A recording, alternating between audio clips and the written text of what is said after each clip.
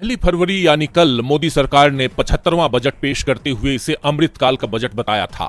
चुनाव से पहले आए इस बजट को लेकर दिन भर चर्चा का माहौल गर्म था। शेयर बाजार में भी उठापटक मची हुई थी, लेकिन भारतीय अर्थव्यवस्था के दूसरे मोर्चे पर अडानी गेट के कारण अलग ही तरह की हलचल मची हुई थी।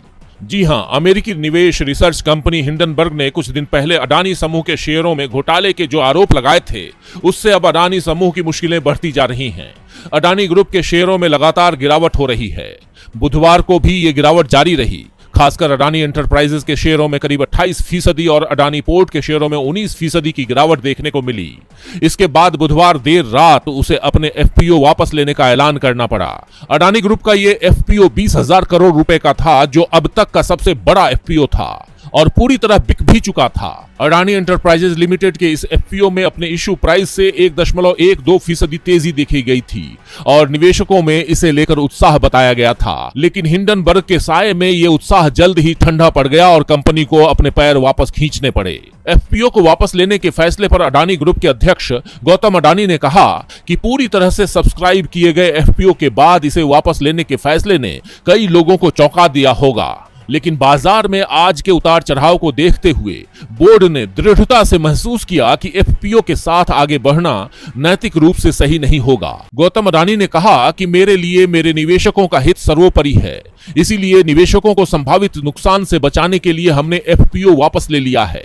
इस निर्णय का हमारे मौजूदा परिचालनों और भविष्य की योजनाओं पर कोई प्रभाव नहीं पड़ेगा। हम समय पर क्रियान्वयन पर ध्यान देना जारी रखेंगे।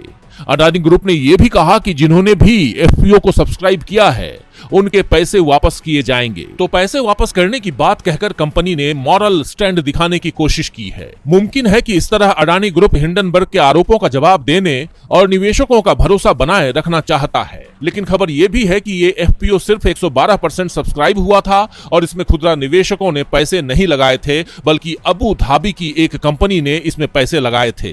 खुदरा निवेशकों ने इसमें सिर्फ 12% ही सब्सक्राइब किया था। आपको बता दूं कि FPO follow on public offer कहलाता है। कोई कंपनी जब पहली बार अपने शेयर बाजार में लाती है तो उसे आईपीओ कहते हैं।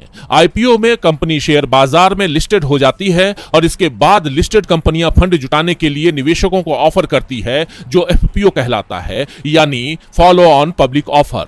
एफपीओ का एक बेस प्राइस कंपनी तय करती है। एफपीओ में जिन लोगों के पास कंपनी के पहले से शेयर मौजूद हैं, उनके अलावा नए निवेशक भी निवेश कर सकते हैं। बहरहाल अब देखना होगा कि एफपीओ वापस लेने के फैसले से आज शेयर बाजार में किस तरह की उठापटक मचती है।